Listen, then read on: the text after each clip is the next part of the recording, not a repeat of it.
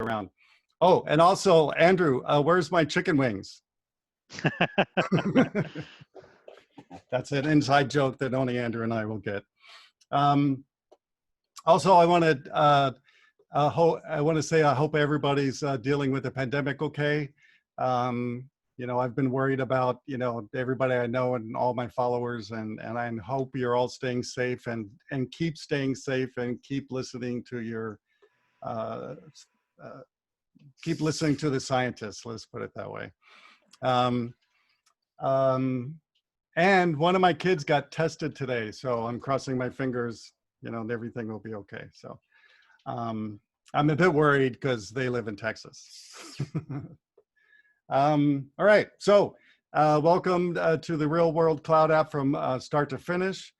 This is a bit of a long talk, so depending on how much I go off on tangents and or your questions will depend how long this thing lasts. So it's at least about 2 hours. If you're planning to take a go in an hour, that won't happen.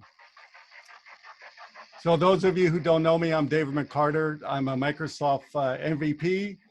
Last year, I just got re-awarded. Last week, I just got re-awarded for the 14th time my MVP award. So I'm very happy about that. I'm an award-winning developer, architect, consultant, inventor, all that kind of stuff. There's my email address. There's my Twitter handle. There's my LinkedIn stuff. Okay, I'll talk about that in the next section. All right, so I do want to talk quick about one of my latest books. It's called Rock Your Code, Code and App Performance for Microsoft.NET. And it's out now. And those are all the chapters. And I'm not going to go over them. Those are all the chapters. And all the data in the book is from over 3,400 benchmark tests, which takes a really long time to run. So I spent a lot of time on this book, so I hope you'll check it out, because it will teach you how to do code performance. And, you know, I've talked about this before, I think at the user group, that last year after my visit to the Voice of Slum in India, I decided that I'm going to donate all the profit from this book to the Voice of Slum monthly. So I worked my butt off for this book and I don't get any money for it, but that's okay, because I want to help the kids in the slums in India, because they really need our help. They really need your help right now. They've been working super hard since this hit India to feed you know, people in the slums. So they really need your support. So I hope you'll go support them. There's lots of ways. You can go to my website. There's other ways besides buying my book, if you already have my book, to help with the NGO. So I hope you'll do that. Also, my brand new book came out last week. David McCarter, Rock Your Code, Rock Your Career, Surviving the Technical Interview. I released a brand new version, lots more pages, and this, I don't even have a real copy yet. This is the proof copy. So to encourage you guys to pay attention, here's my deal. I will give away one copy of this to the first person that does what I'm about to tell you, and 2 of my performance books to the second 2 people to do what I'm about to tell you. I will ship you one of these books and one of these awesome .NETtips.com stickers I just got in from wherever I get my stickers. So, so here's how you win, because it's really hard to give away stuff at a virtual meeting. So the first 3 people who do a screenshot of me speaking and post it to Twitter using real.net Dave, you'll win. So that's the only way I could come up with giving away prizes. So here's what we're going to go over this evening. Opening act, which is always why the heck am I doing this talk. Architecture and design, basically how I architected this project. Then we're going to talk about the different layers that I always code with. the data layer, business layer, communications, UX layer, and then on Core, and then it's time to watch Netflix. All right.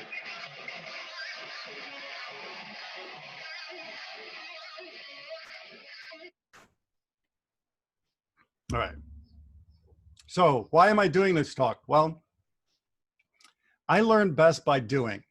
You know, I've never been much of a book person or a school person. You know, I always learn by doing. So a while ago, I was trying to come up with, you know, a series of articles I could write for C# Corner. And usually when I'm trying to come up with ideas, I look at my past articles. I look at how many people have read them. I look at what other people are writing. And so anyway, when I was doing this, I decided that I wanted to do a cloud app and then write about it. So far I've written, I think, 5 articles about what I'm about to present to you, all up on my website and also on C# Corner, to teach myself more about Azure, because, you know, one of my goals, which I'm still working on, is I want to change my MVP award to an Azure MVP. Right now, I'm just I'm an application architect something MVP, but I really want to be an Azure MVP. So, and the way to do that with Microsoft is to prove to them you know what the heck you're talking about. So that's why I did this app. And I'm just about to embark on another app with one of my teammates that we're going to write, again, using Azure and basically everything I'm about to show you. So I wanted to show you why I'm doing this app. And the other thing I wanted to show you is that, and I actually got this question, if any of you attended my live virtual event on Saturday, someone asked me this question and they said, you know, how do you get, you know, a legacy app or an older app to the cloud? And I said, attend my session on Tuesday at the user group, because that's exactly what I'm going to show you. And this is an example of exactly how, you know, I'm going to end up with still the older legacy app and a brand new cloud backend. And that's what I'm going to show you. So this is going to be a hybrid app, old app and new app. And I'm going to take you through this process that I went through when I started doing this. So first, I'm going to show you the app I'm going to hook up to Azure. And it's called the Donatips Dev Utility App. It's been around for a while. I wrote it a while ago because I needed to do some things pretty quickly on my machine every day. And so I wrote this app to do it. And what this app does, and I'm going to show you, is when you start it, it's going to say, hey, I can't run until you close Visual Studio. Well, it's better not to run until you close Visual Studio. So then you close Visual Studio, then that little dialogue thingy will go away. And right now, the 2 main features of this app is you can clean all the cached and temp files that SQL Server and Visual Studio creates, which I've run it on people's machines for the first time, and sometimes they've cleared up like 2 gigs of worthless files that have been left over. But the biggest feature of this is a very quick way to back up all your code files. So what the Dev Utility app does is it searches all of your hard drives, it finds where all of your source code is, and backs it up by default to OneDrive, because that's what I use as my cloud backup. And so since I'm very anal about not losing code, this is one of the ways I do this. So there's, you can do a full code backup, which it's doing right now, or you can do a turbo backup that does only changed files. But what we're going to do with this app is basically the next thing that's going to come up, I think, or maybe I missed it. Anyway, I might have missed it. So down at the bottom there, you can see pick up a copy of one of my Rock Your Code books and a little logo. Right now, that is you know, static embedded into a resource file, which makes it very difficult to change. So I wanted to basically move that piece that's embedded in the project, I mean, in the code, and then move it to the cloud so I can easily change it, add things, remove things, all that kind of cool stuff. And lots more, which I'm going to talk about. So sorry it went black on you there, but that's what the end goal of moving part of this app to Azure is, just the links at the bottom of the app like that. So that's what I'm going to embark on doing in this app. And I'm going to show you all the steps I've made to go down this road. So the first thing is, one of the big things I wanted to show with this project and this talk was you can apply N-tier architecture to the cloud. Now, your younger developers might not have ever heard what N-tier architecture is because it is pretty old. It actually predates me coding, so it's old. But this is the design pattern I've always used since the 90s, and it's never let me down ever. And even though the reasons why we do this kind of architecture might be slightly different now in the 2000s, and especially with the cloud, you don't have to forget all of the good stuff you learned before the cloud came along. And you can actually apply that to the cloud. And that's one of my biggest things I wanted to show with this, is that, you can use the same architecture you learned 10, 20, 30 years ago, just with different frameworks. So this diagram is the same diagram I used to show my students at UCSD for almost 18 years when I taught there. And I would show them this diagram the very first class, towards the end of the very first class, because basically all the other classes took them through this architecture. So I always showed it in the beginning. And this is the N-tier architecture that I use all the time, no matter what type of app I'm writing. Even the legacy app that I showed you a few minutes ago is written with this type of architecture. What was the other thing I was going to say? It'll come back. Anyway. So the bottom of all architecture should be your data layer, of course. All applications need data. So, there has to be some sort of data layer, right? And even the project that I'm working on in my current contract right now, we're not even using a database. The way I architected that project with this same architecture is the data layer actually connects to Salesforce instead of like SQL Server or Cosmos DB or Oracle or something like that. We're just using Salesforce as the data backend, which has a lot of challenges if you've ever used Salesforce. But this still applies even to that project. So on top of the data layer, we always have the business layer, and this is where most of your business logic should live, including workflow, components, and entities too, your business entities. I'll probably say this again, maybe a couple times, your business entities should never be in the data layer. They should always be in a separate layer. And I'll talk a little bit more about that later. On top of that is, of course, the communications layer, and we all need a communications layer in every app. We need to get the data out somewhere, somehow, even if it's just within the same organization or domain. But usually data these days, including the project we're about to release where I work now, does use HTTPS communications layer.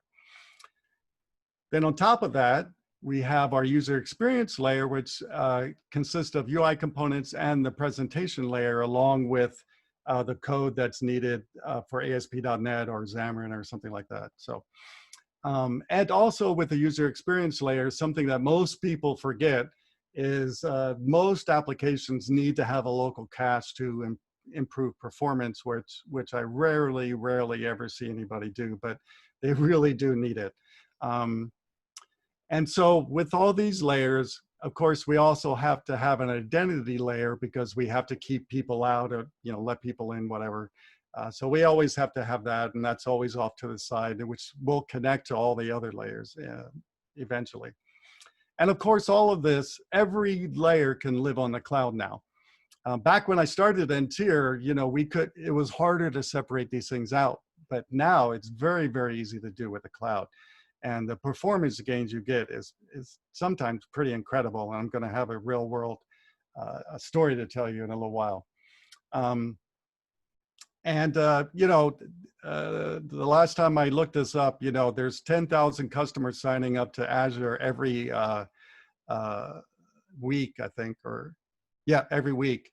And the last time I checked, there's 19 data centers around the world. I know there's more than that now. So, and usually when I do this live, I ask people, why is N-Tier a good practice to do? But hopefully you guys will see that by the end of this session. So this is what I'm going to show you exactly how to do this in the cloud. So the first two slides are my goals and feature requirements, which some of these feature requirements will go into the next section of the presentation too. So my goals when I first started this, because like I said originally, one of my personal goals is to become an Azure MVP. My biggest goal was, of course, to use all the latest, greatest features of Azure, Entity Framework, and .NET Core. That's what I wanted to learn because, new stuff was coming out and I wanted some real experience with it. So this was my biggest goal, personally. But along with that, for the app itself, I wanted a website to manage the data that's displayed in the app. Of course, I want to operate at the lowest cost possible because the app is free. So I definitely don't want to pay any more than I have to for this. And I want to collect data on every time a user clicks on one of the links at the bottom of the application. So I can see where people are that are using the application, what language they speak, so I can do translations into different languages, things like that. So those are my big 4 main goals for this app. But we're going to talk about the architecture and design in the next upcoming section.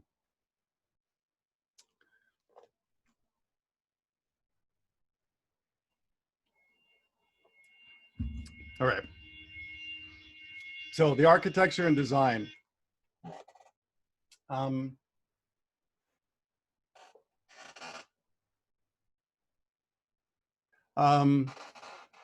So let's go over the feature requirements a little bit more in detail for the app itself.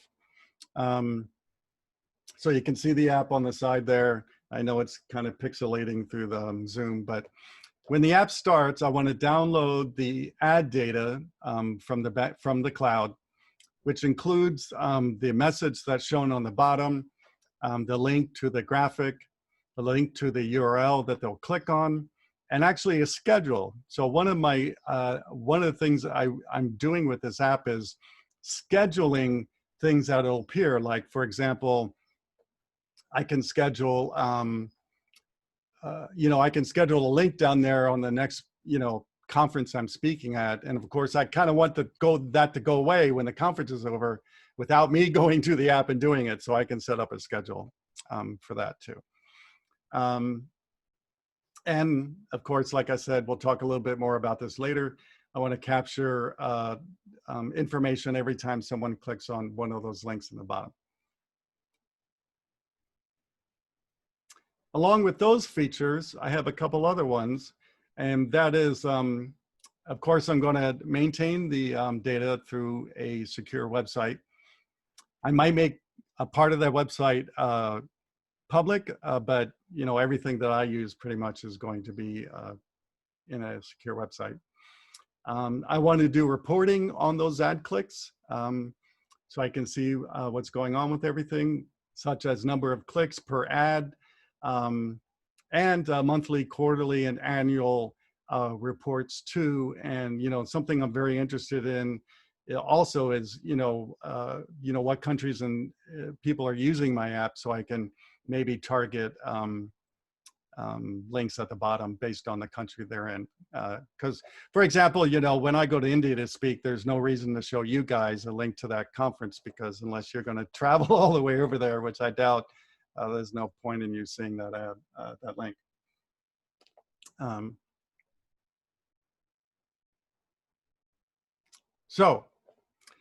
These next set of slides is my basically my original architecture that I came up with, which is in the second article on my website, which does change before the project is over, and we'll go through those changes. So of course, because when I started this, Cosmos DB was pretty new. You know, Microsoft was pushing it pretty hard. So I thought, well, maybe I should learn Cosmos DB because I've never used a document database before. So I better learn that quick.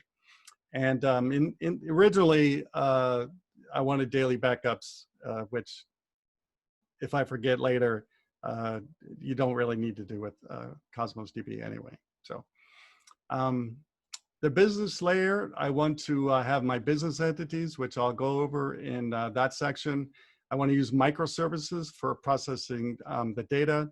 I want to use an Azure function to do that. And I also want to use an Azure queue to queue those clicks, and I can process them later because I don't want to slow down any, you know, the legacy application. For the communications layer, I want to use the Azure Service Fabric, and to retrieve ad data, of course, and to maintain the data through an API. For the user experience, my goal is to use ASP.NET Core, of course, because you know, I'm never going to write anything new in the framework again anyway. So, and one of the things I want to do is I want to show the top 5 ads at the very first page, which I might make public to the world. I want to secure the pages, of course, to create, edit, and enable ads. And you'll see in my presentation some keys and URLs and stuff. You can try to hit them, but they won't work. And of course, I want to secure pages for the reports themselves too. And my goal with ASP.NET is to use Blazor because when I first started, actually after I forget now, but Blazor was like brand new, or it was in beta or something. And so I was really interested in Blazor, so I wanted to learn Blazor. So that's one of my goals too. For the identity layer, I want to use Azure Application Settings and Azure Key Vaults possibly too for some more secret stuff. Some other architecture goals for this, of course, something very, very important is logging. Logging. You must be logging all the time. Otherwise, how do you track down a problem? And we're actually dealing with this right now in the project I'm working on. And because, you know, I've looked at Application Insights before and really, really like it, I wanted to use Application Insights and get to know that framework a little better too.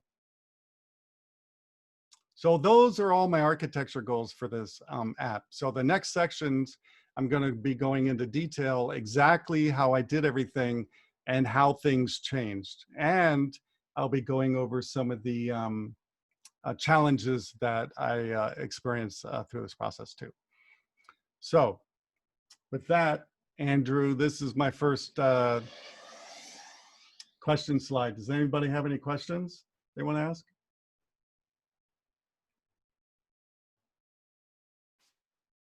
I'm watching the chat if Andrew's taking a bathroom break. I have a question. Can you guys hear me? Yep. So David, by the way, my name is Rod. Hey, Rod. Hey, yeah. So my question is, I know you're an MVP and know about Azure. Have you also used AWS? Yes, I have. And multiple times in production projects, yeah.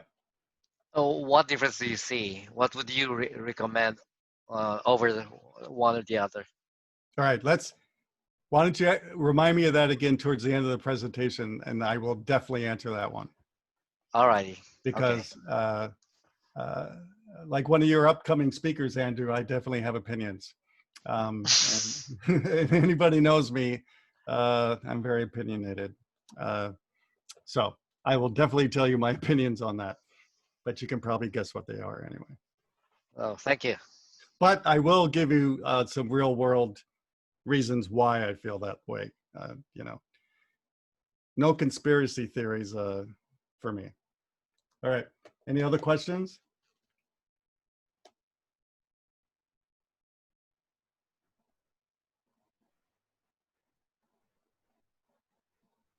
I might, if you're not watching the chat window, someone asked, David, Cosmos DB has a reputation, often due to poor code quality, of being expensive to run. Are you planning on staying on the free tier? If I can, yes, I plan to stay on the free tier. When I started this project, they did not have the free tier. So I was paying, minimum, you'll see later, 25 bucks a month just for Cosmos DB. And yes, due to poor code quality, or I would say really developer knowledge, you can really make it more expensive on yourself if you don't watch yourself. And when I get to the Cosmos DB section, which I think is next, I'll talk a little bit about how I did screw myself with the cost of Cosmos DB.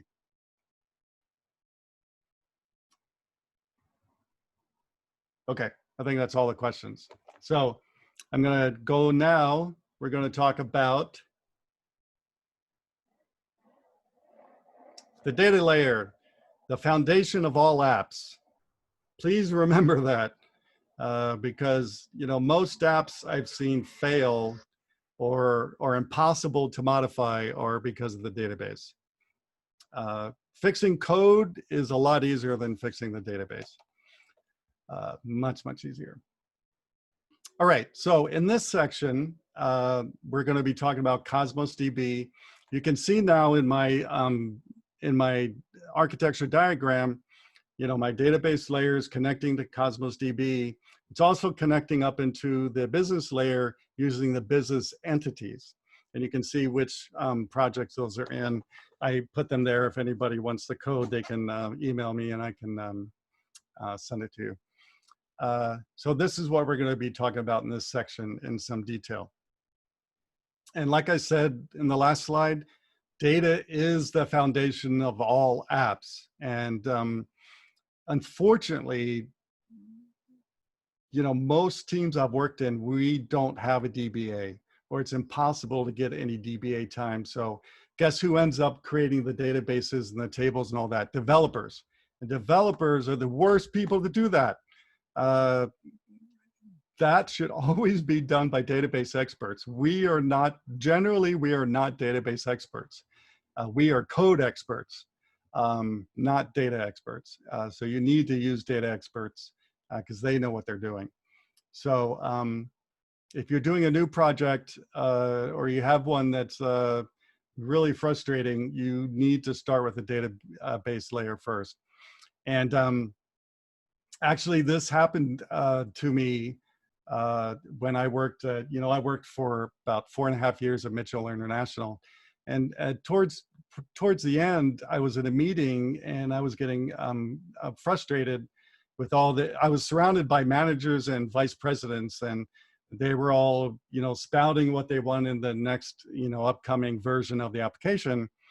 And I sat there and steam started coming out of my ears, and my boss looked at me and I finally had enough guts and raised my hand and said, what you're asking for will either be A, impossible, or B, take so much time that our competitor will overtake us.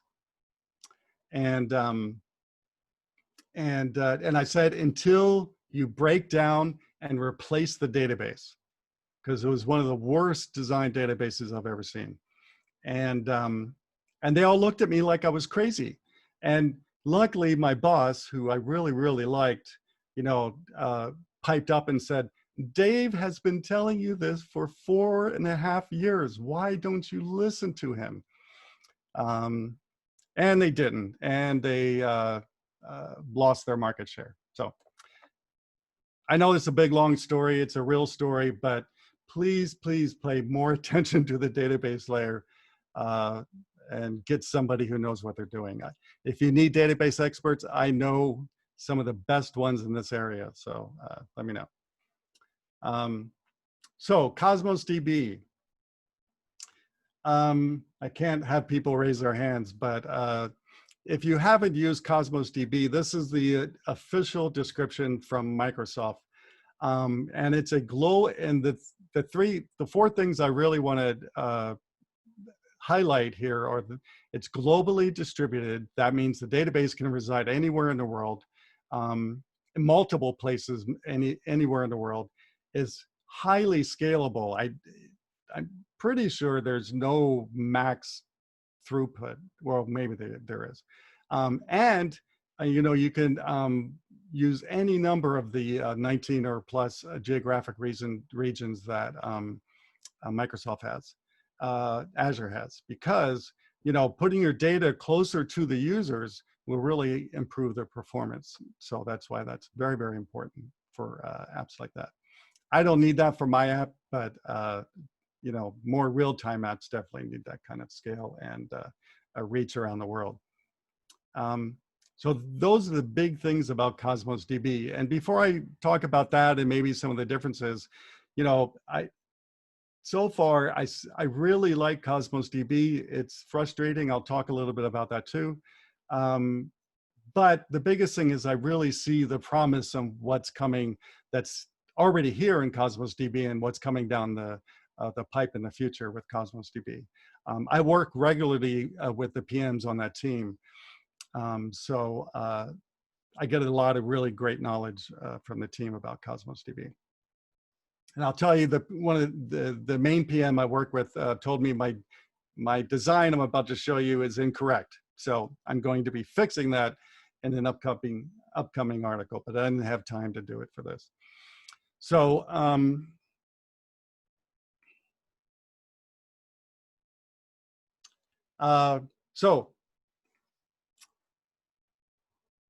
hey, Andrew. Yes, sir. How do I get rid of this bar at the top of the screen? It keeps coming down on me.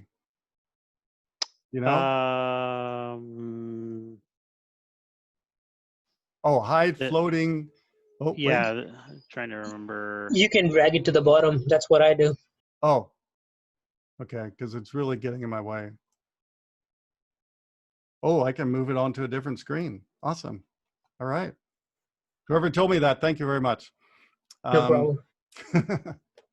So, creating a database account and database in Cosmos DB is actually 1,000 times easier than SQL Server, that's for sure. Very, very simple to do. And they've radically changed it recently too. So everything you're seeing is brand new screen grabs and information because of the changes that Azure's done the last year or so. So the first thing you need to do is pick your subscription. I have a Microsoft Azure subscription, sponsorship subscription, because I'm a Microsoft MVP, so I get a lot of free time in Azure.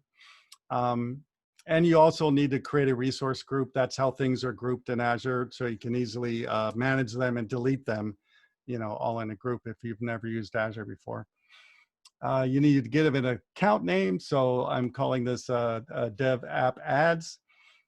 And I'm picking the API. There's multiple different things you can use in Cosmos DB. I choose SQL just because I know SQL better. But you can also use Cosmos DB for MongoDB. You can use Cassandra, Azure Tables, and Gremlin. So those are all the different choices you have right now in Azure. And that list has grown since I started using Cosmos DB.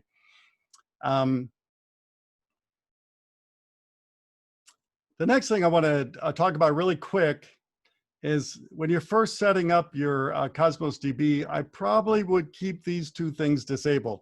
The reason is those two things will dramatically increase the cost of your Cosmos DB. So keep them off until you're ready to go to production, and then cost that out. You can see right under the notebooks preview, it's telling me an estimated cost for this setup, and it's saying it's $24 a month. Oh, that's the free tier. I'm sorry, never mind. But that's the free tier. You get $24 a month, 400 RUs, and 5 gigs of storage. If you go above that, they're going to start charging you. So be careful. So Dave, quick question here Yep. in the chat. Just out of curiosity, where did Cosmos DB come from? I'm pretty sure Cosmos DB came from Mongo. I don't know if anybody knows better than me, but I think it came from MongoDB originally. Microsoft, as usual, stole it and made it their own and called it Cosmos DB. That is correct. Tom said that's correct. Yes, I actually remembered something. so also keep in mind, if you look at some of the APIs they have under there, they have Azure Table Storage was a technology that existed before. Right. The core SQL API was originally, and Dwayne's just posted that it was Azure Document DB. It was a standalone service. So a lot of this is based, a lot of the geo-redundancy and multi-regional rights are all based off of the underlying like file technologies that they have around like blob storage and things like that. So it's kind of a a lot of technologies kind of put together. So but yeah, they're the Mongo API, the APIs for Core SQL and Mongo are pretty similar from a document structure, things like that. So but yeah, it's kind of a mix of parts coming together. Yeah, definitely. And that list of parts is just getting bigger and bigger all the time. I was going to say something about that, but I forgot. Any other comments, Andrew? Oh, nope. Okay. I think that's good. Okay, cool. All right, so that's how that's the first part of creating your account. The next part is you have to set up your endpoints. This stuff is kind of boilerplate. I really didn't change much on this. Of course, I allow access from the portal and my local IP, of course, so I can do testing and debugging and everything. And then I need to set up a virtual network, and you can see here I'm setting up a new virtual network and a new subnet. All this, I think, is pretty much a boilerplate. I don't think I changed any of this. So do that. You go to the next screen. And the next screen basically is creating your account. They give you an overview of what you just set up. They give you an estimate on how long it will take to create the database. The database account. And you can see there, they said it was 10 minutes, but for me, it was 24 minutes, right when, the pandemic was hitting. So I was kind of surprised it took so long. But usually what I tell people in this talk is when you press create, go to lunch and come back, because for some reason it takes a really long time to create one. So just the account, not the database itself. The database itself is super simple, but the account itself takes a while.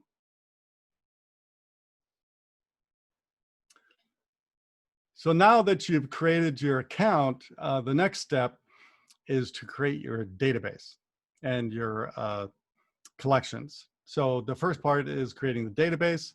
You can see here I'm creating a new database with an ID of add data. I'm doing a manual throughput of 400 RUs. I'll talk a little bit about RUs towards the end of this section, a little bit more about them. And you can see here, it's giving me an estimated cost if I run it in 2 different regions. And it even gives you, you know, the RU cost itself, which is 0.00016 cents. So, so that's it for creating a new database. It's pretty simple. Oh, I do want to talk really quick a second about this thing down here that I mentioned called RUs. RUs are basically the way that everything is charged in Cosmos DB. And so basically RUs are basically, you know, a certain amount of RUs assigned to a query. And I'm not exactly sure how that all happens, but everything you do in Cosmos DB is charged in RU. And if you have multiple regions, like you see here, you can just double that.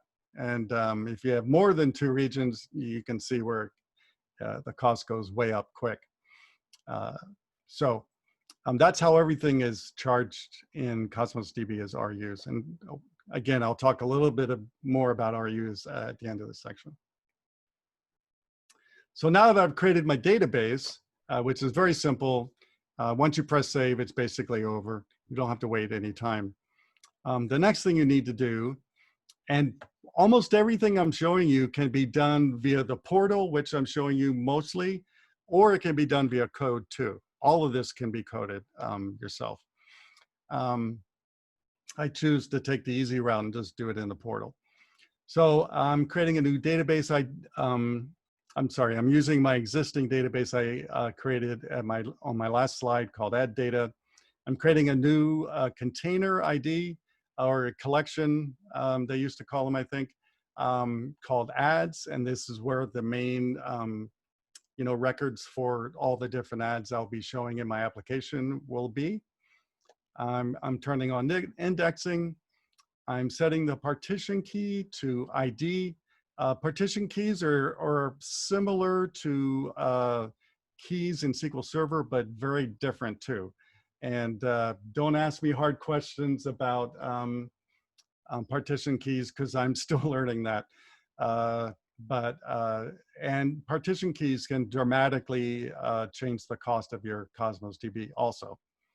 And this is part of the stuff that the PM at the Cosmos DB team has been telling me.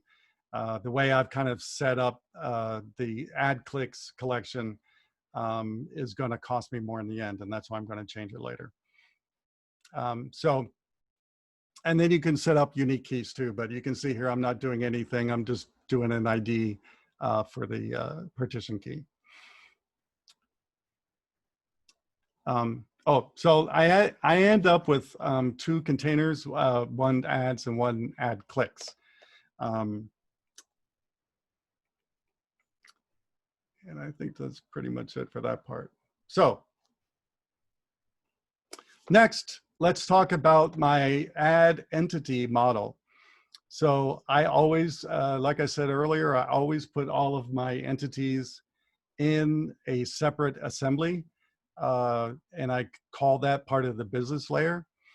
And usually in my entities project, there are only entities in it. No database stuff, no nothing, just entities. The reason I do this, and I've talked about this a lot, you know, teaching and speaking and running the user group,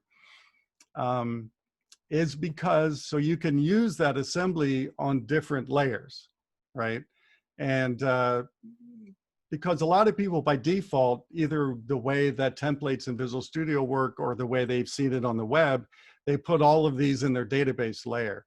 And the problem there is that if the front end using maybe Xamarin, you know, wants to use those models, they really can't, because now they're stuck in the database layer, and you don't want to ship the database layer to the client. No way, right? So I always separated these out into separate assemblies, and I've been doing that for a really long time. And it makes things a lot easier with dealing with using the same object across many different projects. So anyway, so this is my add class. It inherits entity, which only has one property in it, the ID property, because that's common through everything in Cosmos DB. So I put that in a base class. So these classes just have, you know, the properties I really need for the data. So you can see here, the first property is called app. I have an enumeration that tells me what type of app is calling the backend. I only have one app now, so there's pretty much only one thing in my enumeration. I have an enabled, of course, to disable, enable ads as I see fit. I have an image URL. I have the language that the ad is for, the ISO language. I have the link that the user will click on. I have the message the user will see, and I have the schedule. And where's what at the bottom? Oh, the title. The title is pretty much only used on the website, not in my app itself. Also, something that I always do nowadays, and I've written some articles on my website about this, is I always decorate my classes with JSON property attributes because all of you probably know I'm very big into coding standards, and you know the codings, you know the standards for naming properties in .NET are different than JSON. So I want to not piss off the JSON people. So I use JSON attributes, and basically the difference is just everything in JSON starts with a lowercase. So you can see there, I'm setting up, you know, the property names for all the JSON properties. So in JSON, you'll see those names. In code, you'll see the real names.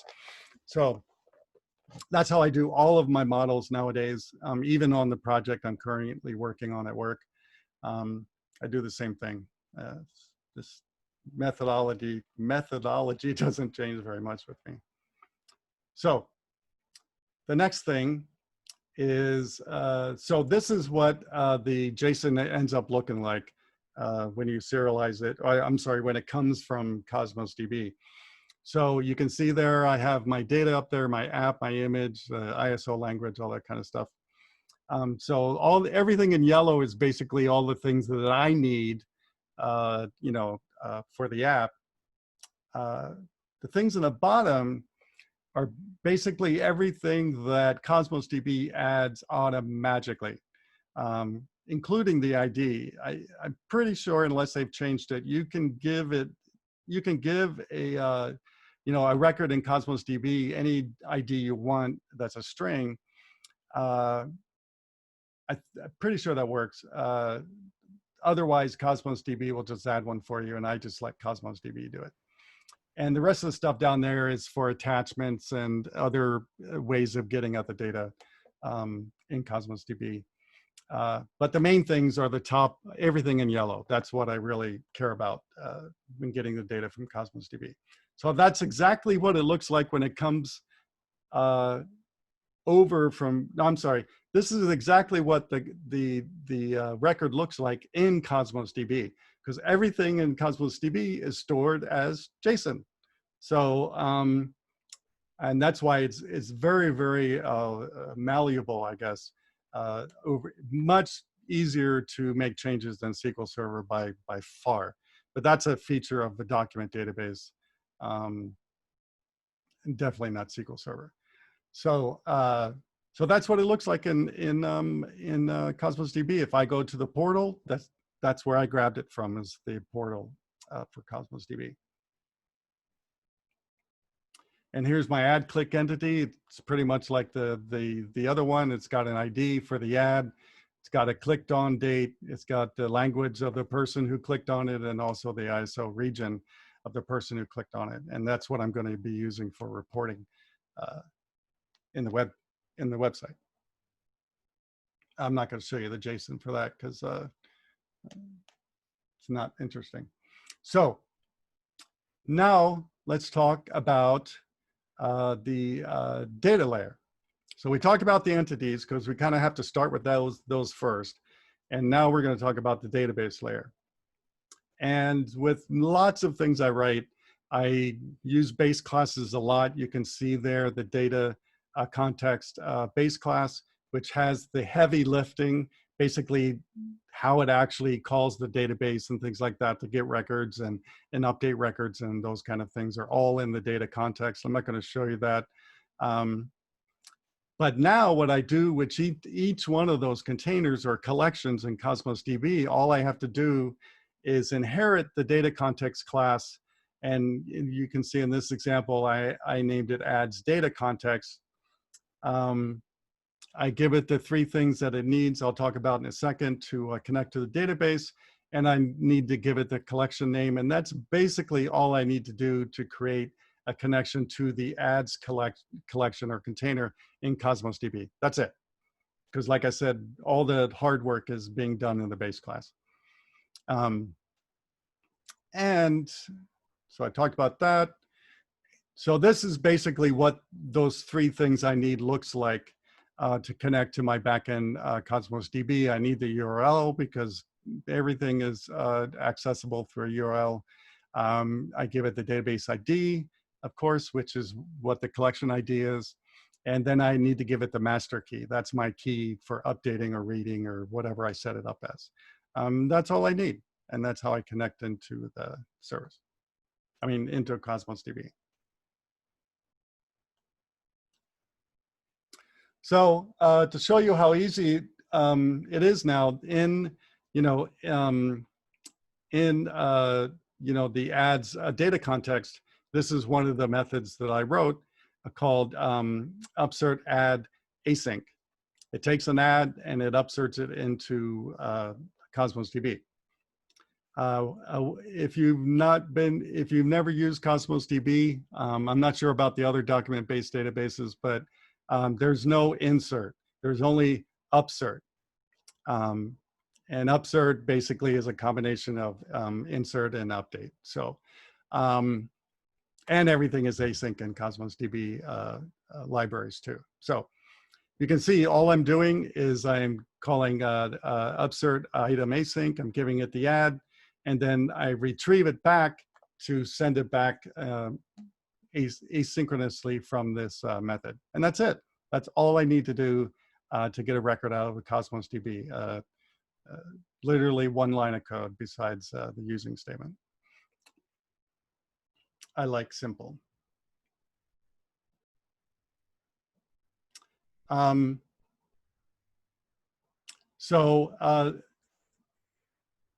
the arrow not come up? Yeah, okay, the arrow did come up, okay. That's how I upsert things. And this is basically how I do the opposite. This is how I get things from Cosmos DB. I retrieve item async. So again, I'm just setting up a new adds data context. I'm giving it the 3 things it needs. And all I'm doing is await context, retrieve item async, give it the ID, and boom, I have it back. That's it, 1 line of code. Can't get any easier than that, that's for sure. Hey, Dave, I think we got a couple questions here that popped in. Okay. The first one from Dwayne, it says, it appears you're using your base classes like abstract classes so they can be shared across layers. Yes. Can you expand on your approach to using abstract classes versus interfaces? Sure. I talk about this quite a bit. And, I always, look at, the differences between those 2 types in .NET. They're very different. I mean, they look similar, they act similar, but they're very different in the end.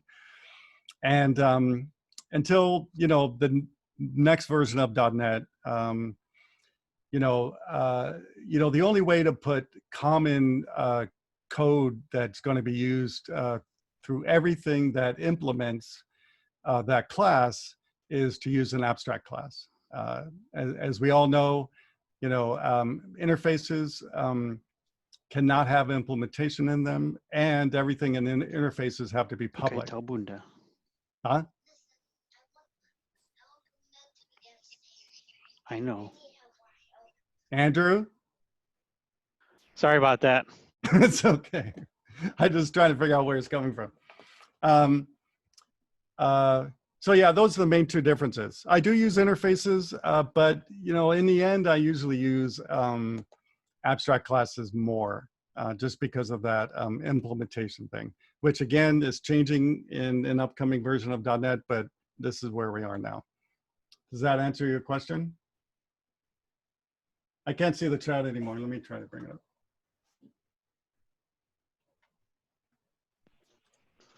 I assume it does. Yes, okay. And then the next statement was, does the using statement create a new connection every time the upsert is called? No, no, there's kinda, pulling. Yeah, there's okay. pulling. Yeah, yeah. Otherwise, I wouldn't create a connection every time a call, happened. I would do it in a field, something like that. But I try not to put connections in fields because that can cause basically locked or lost connections that just sit in the server forever. So I try never to put it in a field. I always, create it, do my work, and get out, and let the pulling do the heavy lifting on what it wants to do.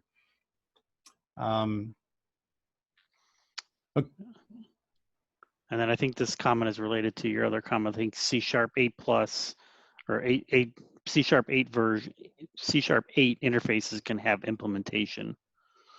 Right, but I don't think that's out yet, right? Correct. I think you mentioned Yeah. that it's next version, right? Yeah. Yeah, the next version. Yeah, yeah. And if you've looked at what they're doing with that, it's really convoluted and confusing. So I don't know if I'm even going to use that, to tell you the truth. I think I might stick with abstract classes from what I've seen so far. All right, so that's how you retrieve a document. So, one thing I want to talk about in this tip is if you're new to document databases, which I was for this project, please go get some Cosmos DB training before you even sit down and start coding. I've been in this world for a long time. I learned how to code databases, with SQL Server in the beginning, and Access. I'm afraid to admit that, but yeah, in the beginning maybe. So I come from a relational, database background, and for me, being a software engineer, that really actually fit well because, relational databases work a lot like object-oriented programming, right? So I felt really comfortable, with those two things, and even, I helped design a brand new database for proflowers.com, but that's because I felt SQL, object-oriented programming and relational databases kind of are similar. So I had a really hard time moving to Cosmos DB. That article was delayed minimally 3 months because I had to basically retrain myself on how I look at data. And it really took me a while. Actually, I'm still not over it yet. Document-based databases work completely different than relational databases, and you have to think of it like that. And this is part of what the project manager on the Cosmos DB team has been talking to me about, and he's helping me, get rid of my relational database thinking, but I don't think that'll ever go away because I've done it most of my programming career. So, how you set up your Cosmos DB structures and database and how you interact with it is completely different than SQL Server. So please go get some training. I know we can't do it. I don't even know if anybody has Cosmos DB classes, but definitely go to Pluralsight. That's what I used in the beginning. I think I watched the first Cosmos DB training they had on Pluralsight like 4 times before I even started to come around to starting to understand this. So I really think teams should be looking at databases like this, but please don't do it the hard way like I did, and I'm still doing. So one thing I want to talk again about is cost. So Cosmos DB is a lot more expensive than SQL Server on Azure. And like I said earlier, that if you don't do things correctly, you can really dramatically increase the cost for no reason. Before the screen grab you saw where they were giving me an estimate how much my database would cost, Azure created these things called calculators, and for each one of their services, and you can go there and just play around with different settings and times and things like that, and then it will estimate the cost for you. So when you're thinking about going to anything like this in Cosmos DB or other features in Azure, please go look up the cost first. And so I'll share a little story how I got screwed with this in the beginning before I knew this existed. So, because I come from, a relational database background, I've had a, SQL database in Azure for quite a while now. If I go and look at that database, it costs me pennies per month to run. So I figured, well, Cosmos DB must work the same way because, previously in Azure, things worked on basically usage, right? So for all the years I was learning Azure, everything is based on usage. And while Cosmos DB is like that too, what you're paying for here is actually partially the uptime or the availability of your Cosmos DB. So when I first set up my Cosmos DB, I had a screen similar to like you guys saw earlier, and I got down to the section called RUs, which I had no idea what an RU really meant when I was doing it. And they default, the default RU usage defaults to 4, which is 400 RUs. That's the smallest amount of RUs you can purchase a month in Azure, Cosmos DB.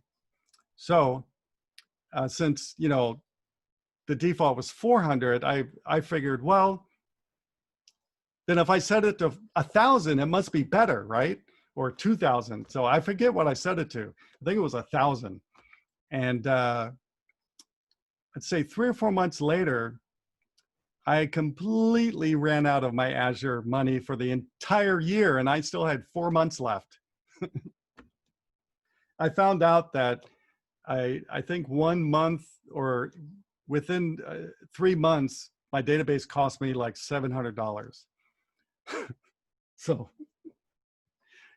this is where I learned the hard way about RUs. So my story with that is, please go calculate it first before you start using it, because once you calculate it, you might want to decide to use something different, maybe. Who knows?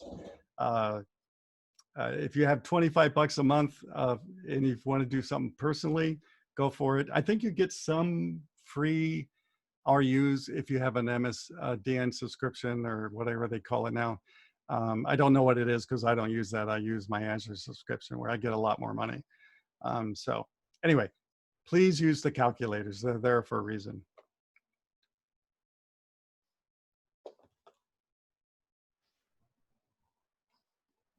There we go. My video's decided to stop working.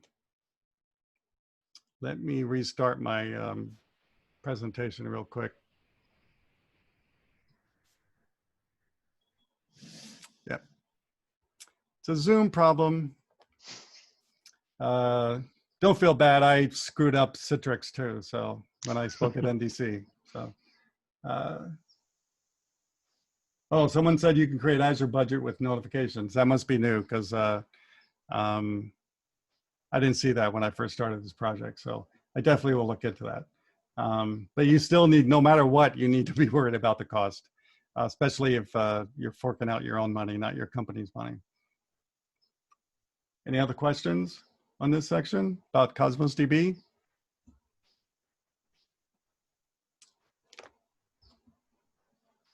Nope. So everybody completely understood what I said, right? Okay. Now, let's talk about the business layer, which a lot of the processing actually happens in. So in this section, in the business layer, we're going to use the ServiceBus queue. And to process that queue, we're going to use the microservices, specifically Azure Functions. And I'll talk about why I really like microservices and queues in a second. But this is what we're going to be talking about in this section, and how I set all that up and coded it. So, you know, with this section with functions, microservices, and queues, I've used these in the past on Azure and AWS. And, you know, using queues in the cloud can dramatically speed up performance.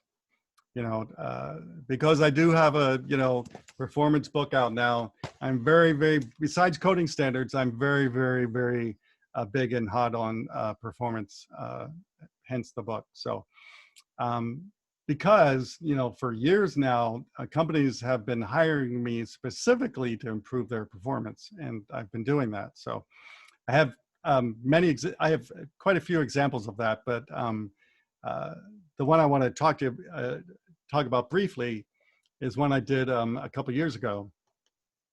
And in this real world example from this company I worked at up in Carlsbad, I increased the performance of the application, which I'll explain the app in a second, from 7 to 70 seconds to process data to under 500 milliseconds for a wearable technology and sports analyst app. So actually, I think it was a lot under 500, but that's what I'll admit to. So what the main thing this app did was, there was a mobile app, and the user would send data to our backend system and to run AI against it and generate reports and stuff like that. And each one of those uploads to the backend system is a 600K text file. And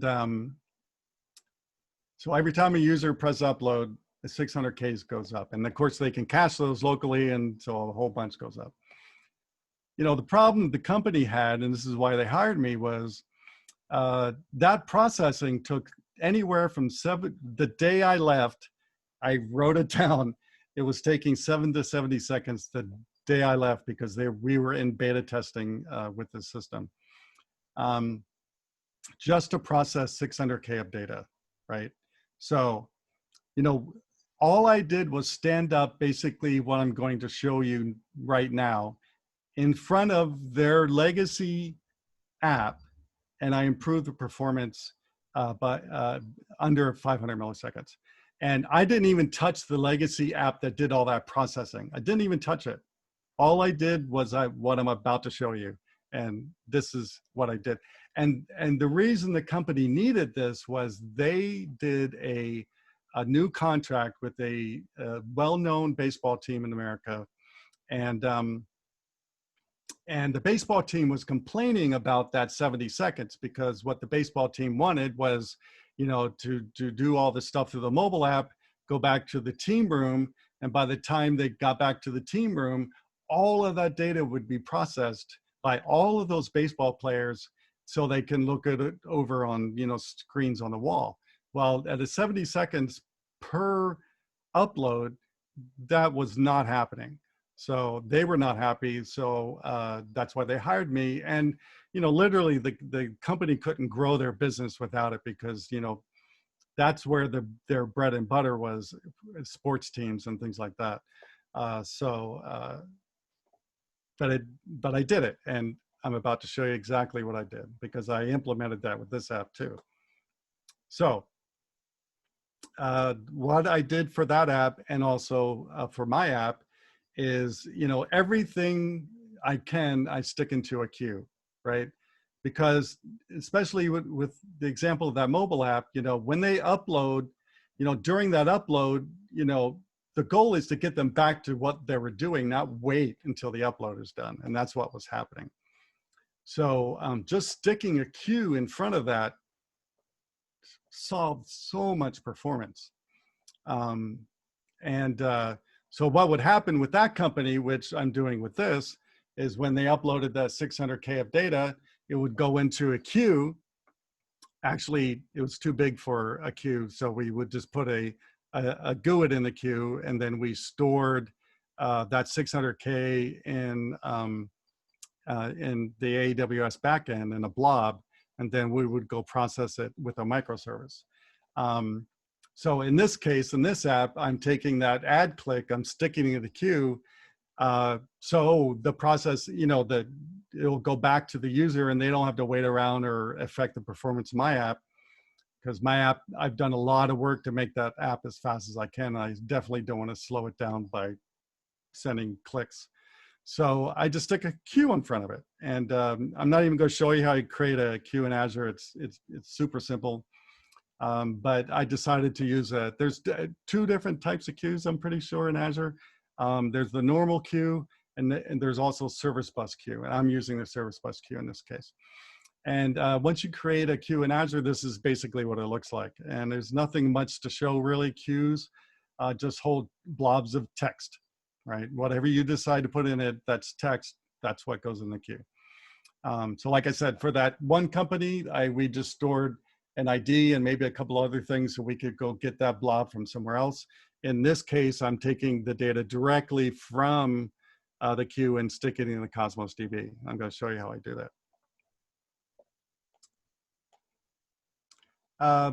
You do have to, these are some default properties. I don't usually mess with these, the time to live, the lock duration, things like that. And I don't expect a lot of things to be in this queue, so I use the minimum maximum size of, I think it's 1 gig. But the important part is this slide. So when you create your queue, it won't work. You can connect to it all you want, it won't work. Until you set up these. You need to set up ServiceBus queue policies for the way you're going to be using the data in the queue. So you can set up 3 different policies, one to manage, one to listen, or a combination of all 3. With that, you get a primary and secondary key that's really easy to swap out, and also a primary and secondary connection string. So, for this app, all I need to do is set up a send, and the send is basically the key I'm going to be using to send the item, the data from my app to the queue itself. And that's it. As far as setup goes for a ServiceBus queue. And this is the code. Hey, Dave, we have a question. Yeah. Andre is asking, have you tried storage queue for big files? Yeah, queues have a limit, right?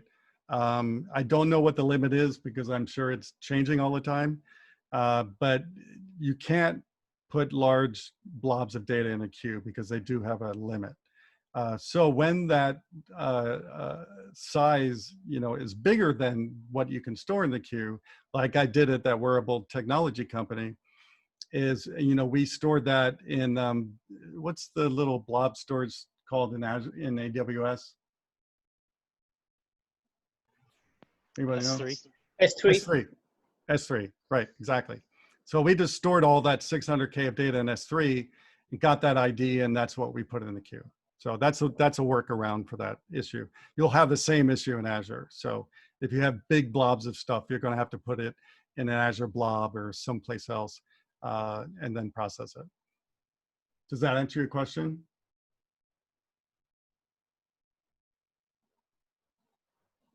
Maybe? Yes. Okay, cool. All right. Oh, somebody's posting links for me. Thank you. So this is all I need to do to send something to the queue. This is it. This is all the code. I have a constructor in my queue class that takes the ServiceBus connection string and the queue name. That's all I need. I create the queue client when the class starts up. And then I just have a send in it. That's it. I just send it a message body. You need to encode it first, and then I just send it send async. That's it. That's all you have to do to send it to the queue. Very, very, very simple. I will warn you though, I found this out the hard way too, because when I wrote this, this was not documented anywhere. But when I wrote this, you know, I wanted to write an asynchronous send method. And so I saw this, you know, queue send async. You know, send async is part of the, you know, the library from Microsoft, and a NuGet package for Microsoft. And it says async on it, but you can't use a wait on it. I don't know why, but somebody messed that up. So you can't use async, a wait in front of the send async. You have to do send async the message and do dot wait at the end for some reason. So please remember that when you start working with queues, because that slipped me up for a while.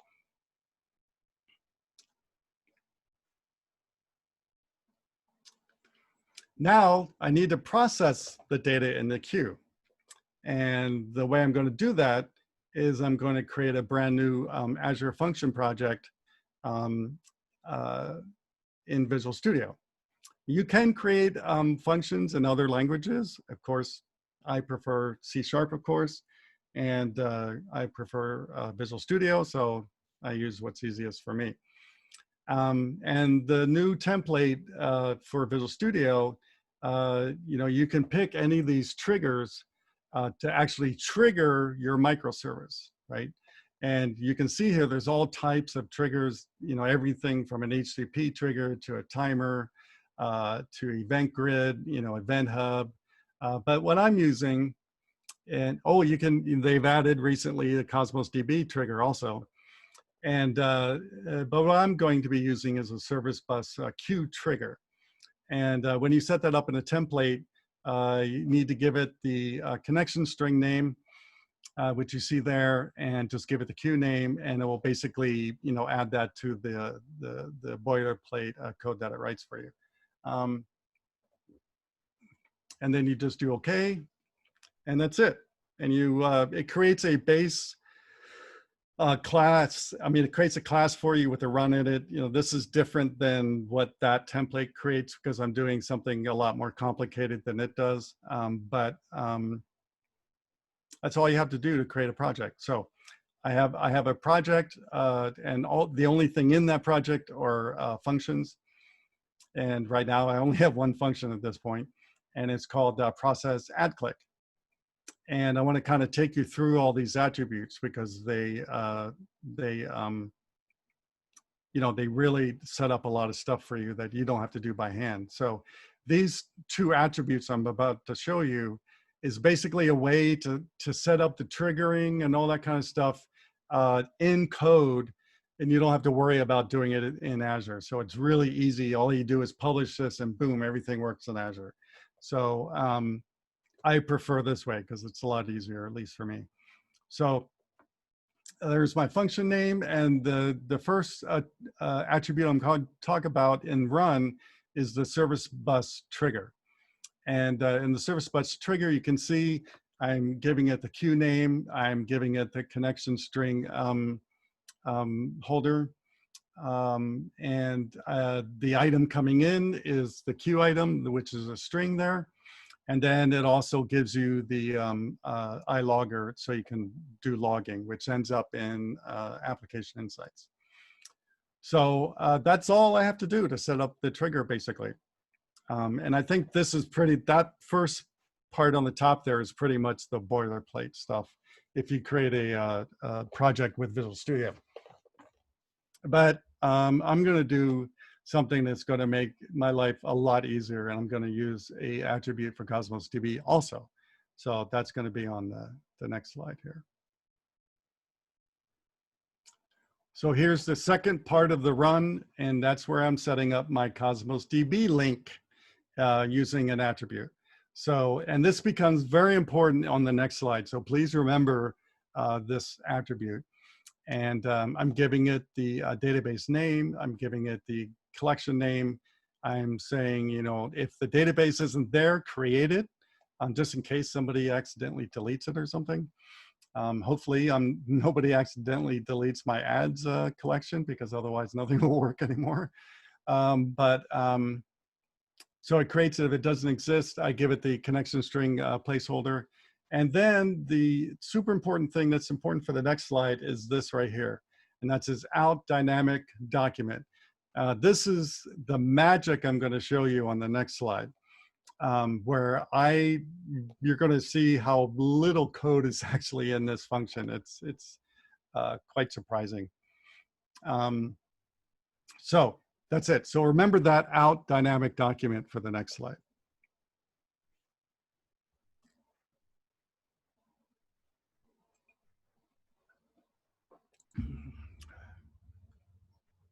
All right.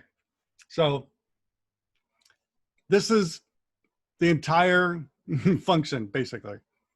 A few lines of code. So you can see there, the first thing I do is I make sure I actually have an item in queue item. I log some information, and then the next thing I do is basically all the work for this function. And that is JSON convert to serialized object to an add click message, and give it that string and assign it into document. That's it. You can see here, I'm not calling upsert or I'm not calling the database at all in this code. That's all magically being handled by Azure. So that's all I have to do. And as soon as this completes, then it will send that document up into my Azure Cosmos DB database, and I'm done. That's it. That's the entire function right there. I don't think it can get really any easier than that, to tell you the truth. So super, super simple to do. So don't be afraid of microservices and functions. They're pretty simple if you pare it down like that, of course. So before the function will actually work and before you can publish it, you need to create, you can actually do this in Visual Studio, but that's, for me, that's not working right now. And I've been working with an Azure engineer to figure out why that's not working. But right now, whenever I try to publish from Visual Studio, it's causing an error. So I'm still working with them. So I changed these slides around to show you how to do it on the portal. So all you do to create a new function app in the portal is just give it your subscription, your resource group. You can see I'm using the same ones, so I can keep them all grouped together. I give it a app name, which I'm just calling a .NET Tips Add Functions.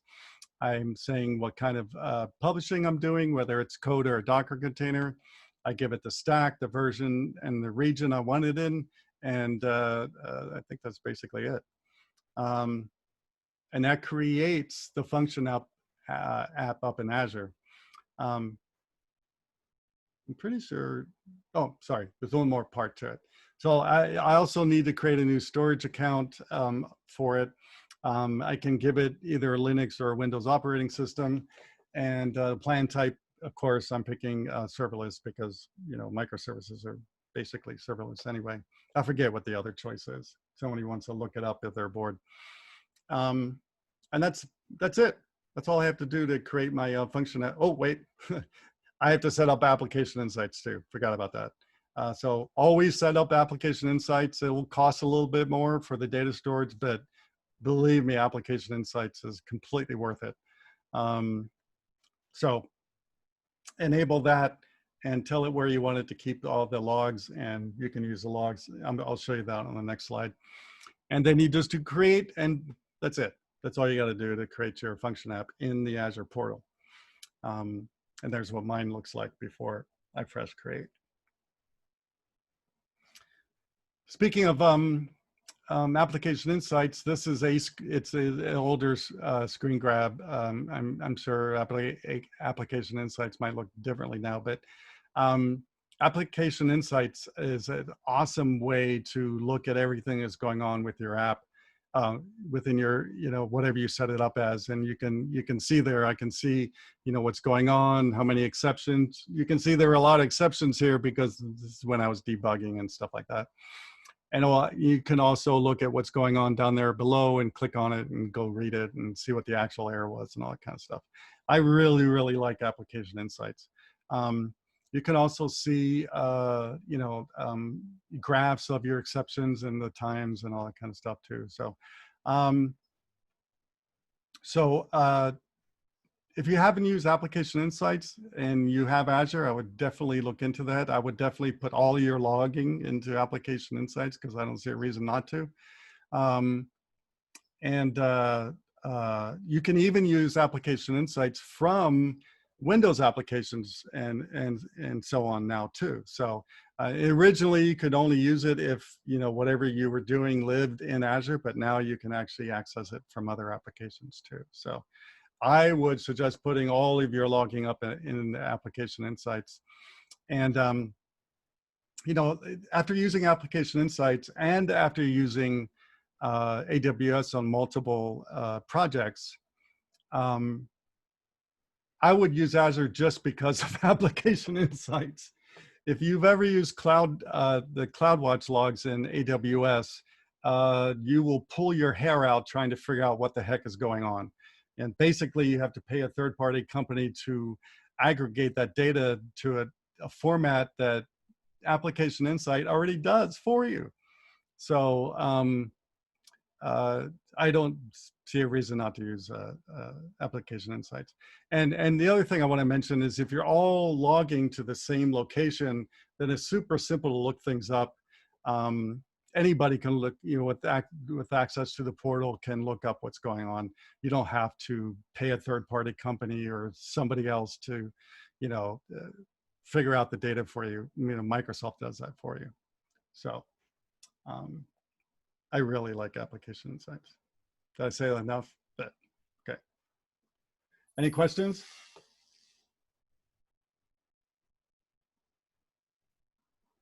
On microservices? Come on, microservices is the big hot topic. You should have questions.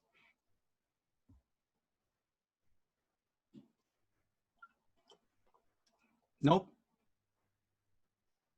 Going once, going twice. Okay.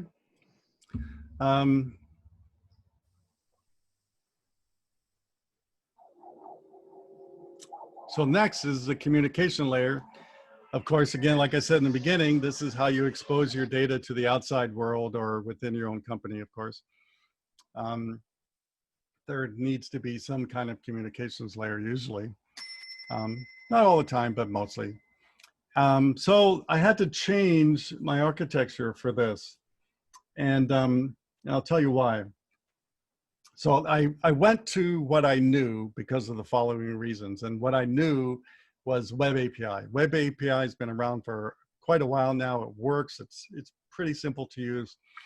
So I decided to go back to the Web API because of the problems I was having with the Service Fabric. And because I wanted to use the Service Fabric because of its built-in caching. Because one of the things I said again earlier in this presentation is that you should be caching things on the client side, and Service Fabric allowed you to do that. And so I really wanted to learn it, but it was taking too long for me to figure it out. The documentation and help was horrible. I struggled to even get it to work in Azure, partially because I never used it before, and partially just the documentation sucked so bad. And then it's gone. What the hell? Yeah, while I was looking into it, they discontinued it. So, so I had to change because Microsoft discontinued it. So anyway, so the project now uses Web API. And you can see here, the Web API is in the .NET Tips app ads API project, which is the only part of the communications layer really. So I'm going to take you through and creating a new Web API project. So When you do that with Visual Studio, you just create a new ASP.NET Core web application, and you'll be presented with this screen, and you can pick what kind of application you want. And of course, here I'm picking the API. I like to separate out the API from the web application, and those two templates are different. So if you go with web application and then decide you want to do an API, you've got to figure out what NuGet packages and stuff you need to add to it. So for other reasons than just that, I like to separate out the projects like that. And of course, I want to make sure that you should never create anything without HTTPS anymore. Don't use HTTP ever. Even Microsoft recommends that. So make sure you always have that picked.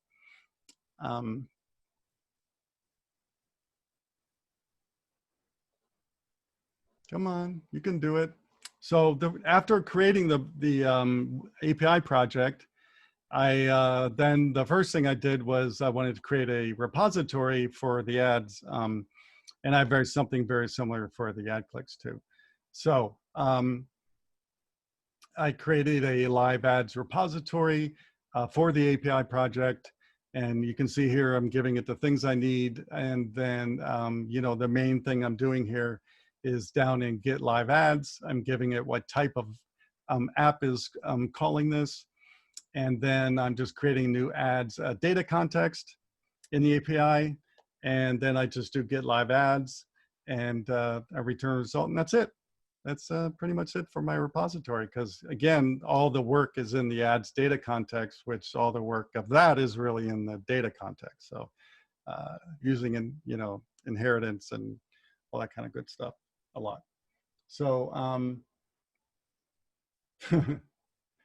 sorry, I was reading somebody's comment.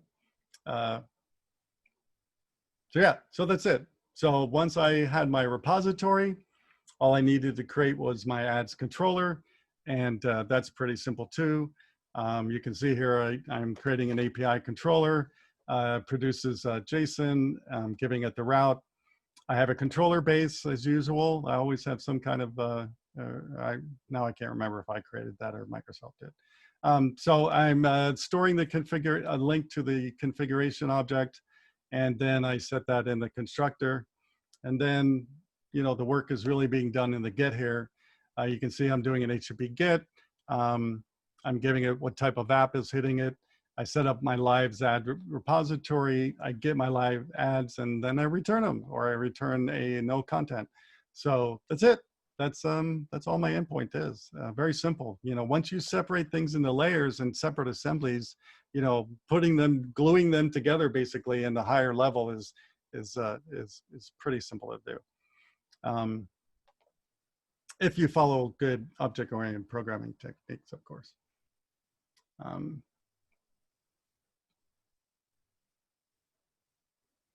So after you do that, you need to create the app in Azure. It's pretty easy. Again, you just give it an app name, a subscription, the resource group you want to use. These might have be different now because I haven't updated these screen grabs. You give it the hosting plan, where you want it to live.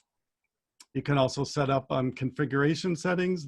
This is the part that's not working. This is one of the parts that's broken for me in Visual Studio. So I'm not actually using this in the current version of the code. I basically moved, the things I was storing in the application settings. You can see the three things I need there, which is the connection stuff to Cosmos DB. I actually moved that to the settings in the Azure portal itself, because like I said, there's something broken in Visual Studio right now, or at least it is for me. That's where you can store your settings. You can also store them Azure Key Vault. I haven't gotten there yet. But right now I'm just keeping them in the secure settings location for the application in the portal itself. And publishing is pretty simple, just like we've always done in Visual Studio. You get usually what I do just to make it simpler is I get the publish profile from the portal, then I add it using the new profile there and publish. That's it. And it's pretty much it to it. There's a little bit of configuration, but there's not much to this. And then you publish it and you're all done. And then it works. Well, I guess you got to put security and stuff on top of it too. But that's it. So that's it for Web API. Any questions besides welcoming me to the 21st century? There's one about the cost of ServiceBus, Event Hub, Event Grid. I don't know. You'd have to go. I really don't know the cost of those things. I have to admit I'm, you know, a bit behind on costing because I don't pay for Azure, so I'm not up on that very much. I do have a question. In your architecture, where does your repository, in which layer does your repository live? In the API layer. All right, I'm used to place that on the data layer. And I was curious about why you would place that where you place it, and also if is there any problem configuring the repository through the ASP.NET Core injector, so you don't have to deal with that in the controller. Is there any well, a deeper reason on that or something? No, there's you could do it either way, because I come from a time before things like dependency injection and things like that. I have a natural thing where I do it the old way first, and then I change it later towards the project when the project's getting done to being pushed live. I don't know. I kind of find that easier. What was the other part of your question? Thank you, by the way. No, there was two parts of your question. I think I only answered one. I'm sorry? No, it's okay.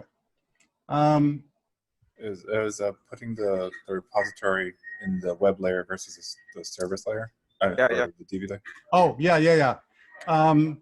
So the reason I just, I put it, I mean, you could put the repository in like another assembly or something like that.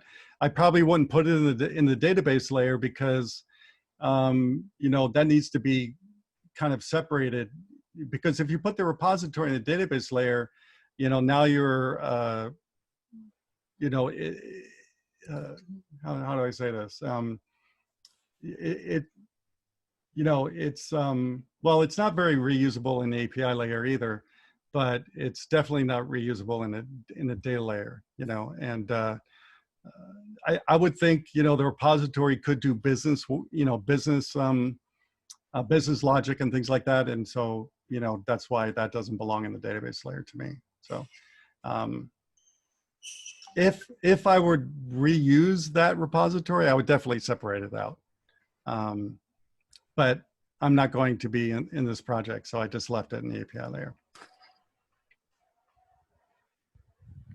So, that reminds me of, I always start off with, the original architecture diagram I showed you at the beginning of the presentation, but I modify it based on the app and its requirements and the, technology being used and things like that. So, I start off with that design and then I modify it. But I always start off with that design. Any other questions? Nope. Okay. All right. So now let's get to the fun part, I guess, is the user experience layer. Well, I wouldn't call this fun because I don't do a lot in user experience layer anymore. But let's talk about that. So, because in this case, the user experience layer is basically me. No one else is really going to be using this except for the people that modify the data, and that's me. So this is, I don't know why my video stopped working again. Let me, stop and restart. Okay, so so I did use Blazor for this. So I'm using Blazor for the user experience layer. Like I said, I might expose the first page you'll see in the demo publicly, but the rest of it will all be secured. And like I said earlier, I wanted to use Blazor because it was just brand new or just coming out, and I heard about it and I go, this sounds really cool and I want to learn it. And so that's why I chose Blazor. And I was able to do it.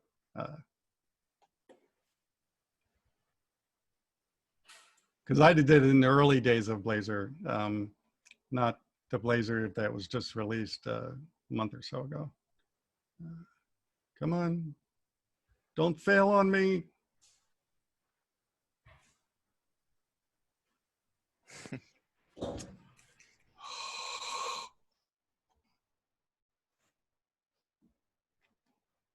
All right. So if you guys haven't looked at Blazor or have even heard Blazor before, it's a brand new framework for Microsoft, for building client-side websites, UI with .NET. Well, we've always had that kind of, but no, this is very, very different. I think the original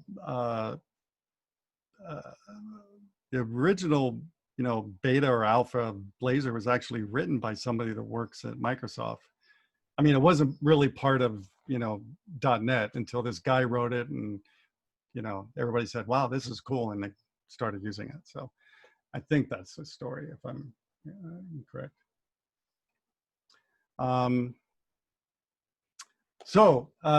What Blazor does is allows us to create rich interactive UIs in C# instead of JavaScript. Hooray! You don't know how long I've been waiting for that. And you can share server-side and client-side logic with .NET. So, and also it renders the UIs HTML, CSS, JavaScript, all the normal things.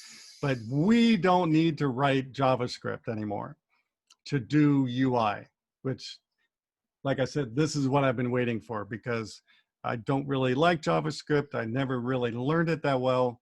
And so, I kind of stayed away from it all these years. And I can still do it, but I don't prefer not to. So when this started coming out or being announced at the MVP summits, I was going, oh, I want this to work. And it looks like they're going for it. So you still can use JavaScript. So all you JavaScript users out there, lovers out there, don't worry, you do whatever you used to do, but you don't have to for normal UI stuff. So, and the really cool thing about Blazor is not only are a lot of people looking at it or adopting it, but so are the third-party vendors. All the major third-party vendors controls for .NET have already come out with Blazor controls. So if Blazor wasn't easier to write client-side code, those third-party products makes it immensely easier. So I would definitely look at those before you sit down and start writing Blazor apps, just to get your work done faster, of course.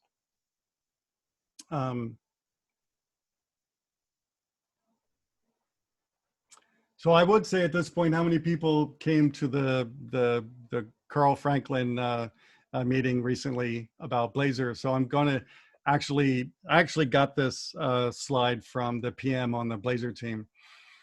So this is a tiny repeat of what you saw with Carl Franklin. But there's two hosting models for Blazor. The first one I'm going to show you is the one that I wrote, that I used with my app. Because, when I originally wrote this or started writing it, this was the only model there was. The second model I'm going to show you wasn't even released at all yet. So that's the part that came out a month or two ago. So there's two models, kind of like ASP.NET. You have the server model.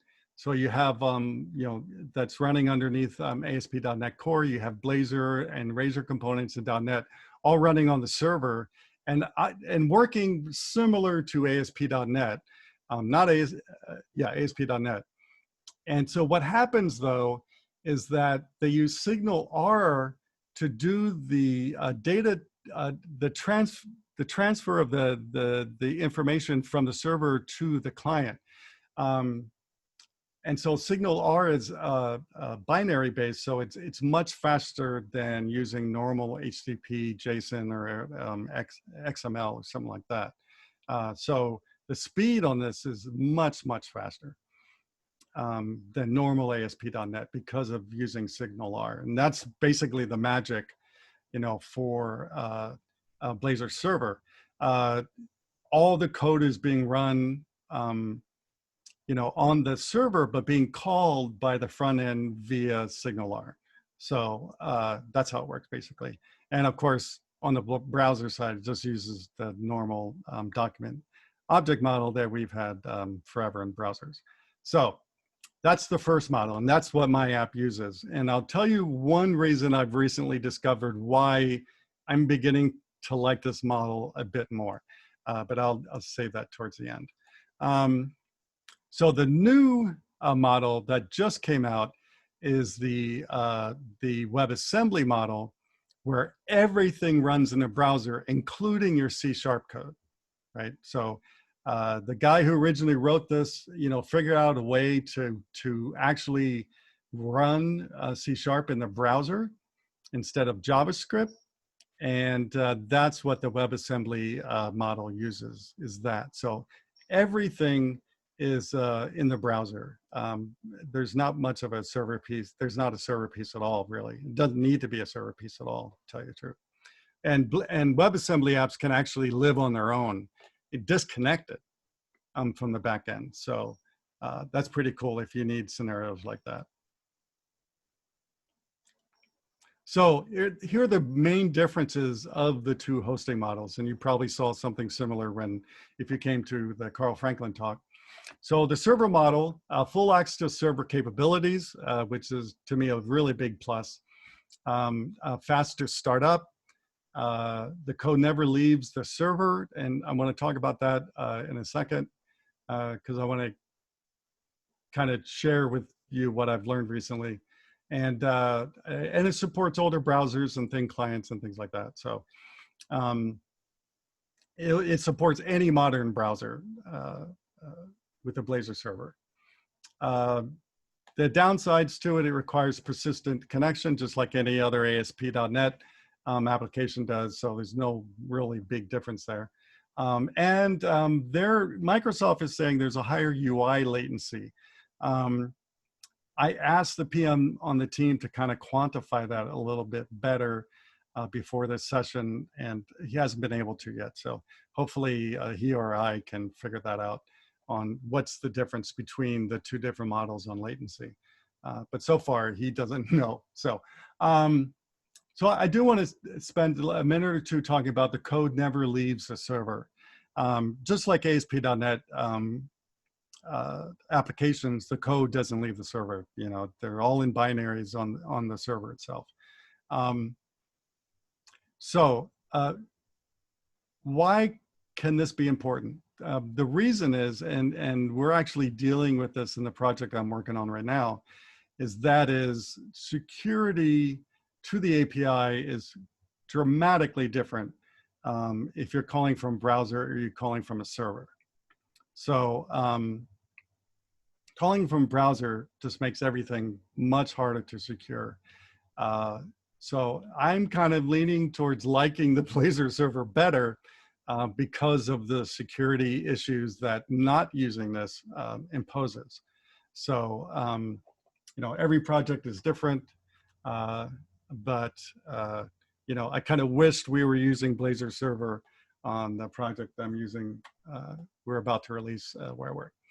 So the Blazor WebAssembly runs fully client-side, like I said before, C#, everything runs on the client itself in binaries. You don't require a server or a server component. You can host it as static site. It can execute offline. So this is the model you should choose if you want your app, your web-based app to work when there's no connection, like the internet goes down, the power goes down here in San Diego. You're in an airplane, you can still use Blazor WebAssembly. That's a big plus for the WebAssembly. There's a larger download size, of course, because you're downloading binaries and DLLs and things like that. And Microsoft says there's a slower runtime performance. So, and this is the part I'm trying to get them to quantify for me is, what is the higher UI latency look like, and what does the lower runtime performance look like? And hopefully I can work on that with the team coming up, because I'd like to add, include that on the next time I do this session. So those are just a really quick, this is not a Blazor talk. I just wanted to go over really quick with you. Like I said before, I really like Blazor. I see a lot of promise in it, and so does Microsoft. So I wouldn't be shy on using this at this point. You never know, Microsoft, 5 years from now might say, no, we can't do this anymore. But right now, it's working. So Dave, looks like we got some questions here. Yeah. First one, how about browser support for WebAssembly? I've been told that the WebAssembly will work on any modern browser also. I think the server-side model will work on really old stuff like TiVo or, I don't know, stuff like that. But any modern browser that anybody uses, the WebAssembly will work on. Yeah. Okay. And then I guess, I don't know if this is a question or comment, I wonder how good server-side Blazor is at managing and preserving state. Well, it would be the same as, an ASP.NET project, except for, if you're, I don't know, I'm thinking off the top of my head, if you need to keep state and access that from the client, it might be a bit slower if you don't keep it in client memory, but it could still work.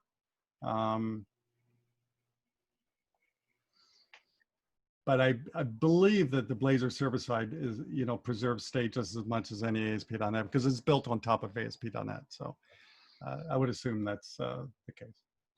Okay, and then we got one other one. So maybe I missed it from a little bit earlier. How do microservices fit into the app? Yeah, so microservices was in the last section. So when I showed you my Azure function that processed the queue item, into Cosmos DB, that's a microservice. So Azure functions or Lambdas on AWS, those are microservices. So I showed that in the last section. Okay, cool. Yeah. And I'll show it again at the very end. I'm going to re-show you that diagram with everything filled in at the very end of this session. Okay. What time is it? Oh, it's almost 8. Oh man, we're close to being done anyway. So, okay. So, creating a Blazor app. If you created an ASP.NET, especially ASP.NET Core site, will be very familiar. All you do is go into Visual Studio, create a Blazor app project. And then it's going to ask you which type you want now that it supports both. So you can pick a Blazor server app, which is what I picked for this, of course. And then you can also do the WebAssembly, which maybe I'll try in the future, but right now, I'm not sure if I will because of the security holes. And then, of course, again, make sure you configure for HTTPS. You can also enable Docker support, just like most everything else. And when you're done, this is what it looks like. It basically doesn't look hardly any different than any other ASP.NET Core website with Razor pages and, default examples that it shows you. So, of course, I deleted all this and added my own, but this is the default template that shows up in it. Like I said, it looks like pretty much like any other ASP.NET website, except for the NuGet packages that it uses. So that's basically it. So now I'm going to show you how it all works in a nutshell. Not in great detail because, I don't know, to me, it's Seems pretty simple if you know about Razor. So this is an example of the main page that you'll see the first part of the demo. And all I have is a for each that loops over a collection. And I just make a list of, and I show the app, the title, the message, the schedule, and the language. And you'll see that in the demo. And that's it. That's my page pretty much. And so the magic, in air quotes, of Blazor is this. Taking too long. There you go. This is a C# function in a Razor page, which we've never been able to do before. So this is the first part of the function. I'm going to show you the rest of the function on the next slide. This part of the function in the functions section, all I'm doing, the first things, and I'm setting up the 2 variables I need that the Razor page itself up above is going to use. So I'm setting up a variable in C# called ads, which is just an array of ad. And I'm having the number of total clicks that's happened on my project that will show there too.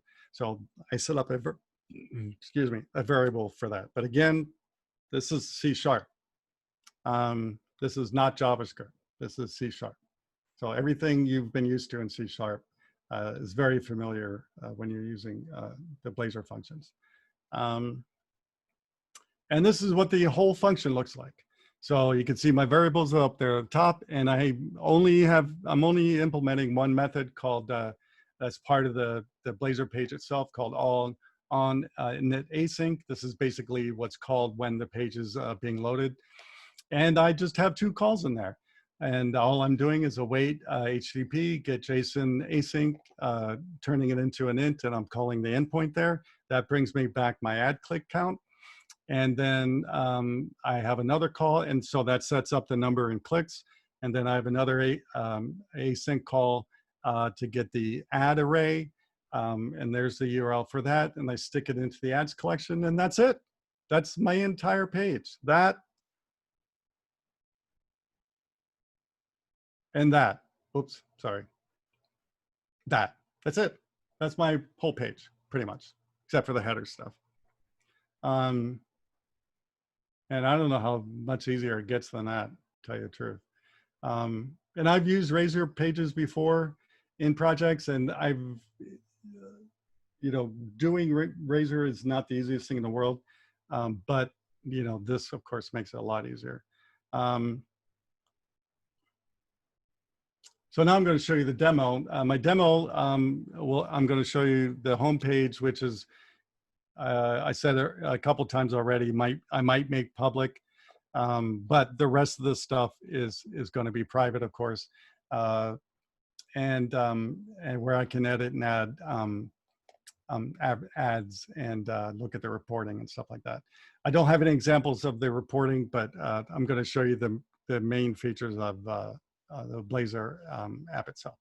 So this is it. So here's the main page. You can see there's my total ad clicks. While I was testing, I have 2 ads right now, one in English, one in German. As you can see, it's by default showing me the link. Neither of them have schedules because I haven't written that into the app yet. And then I can look at the list of all my apps. I'm sorry, all my ads, and I can disable them immediately with the little check mark there. I can edit them, and I can create a new one. So edit and new is basically the same page. I set it to enabled. I give it a title. That's what you see in the list. I give it the message that the user will see in my legacy app. I give it the link that the user will click on, and I set the language, and that's it.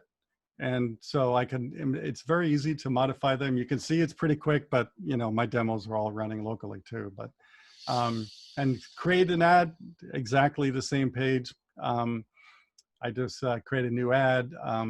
The piece that's missing from here that I need to add is the link to the image itself, because my original design, I was keeping the image in a blob, and I decided to stop doing that. So, and there's my new ad. So that's, that's pretty much it to the, those are the first, basically 3 pages I wrote, in my Blazor app. I still need to add a few more, but right now this is the bare minimum I need to, make sure my app works for the users. I mean, the users can see my ads when they run my app. So, oh, I think I forgot to mention when I was talking about my my dev utility app is right now I'm testing the brand new version of that app.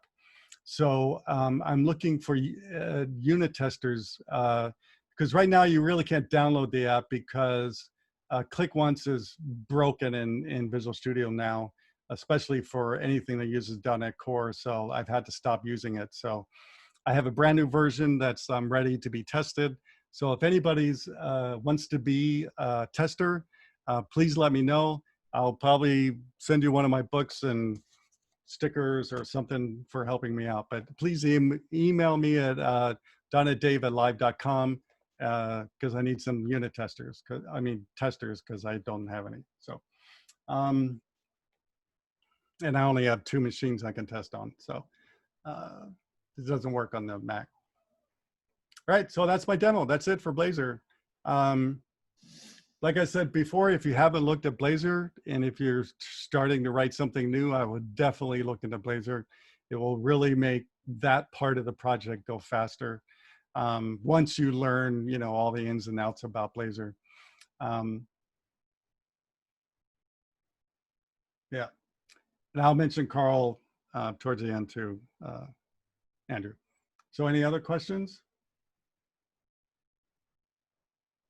about Blazor?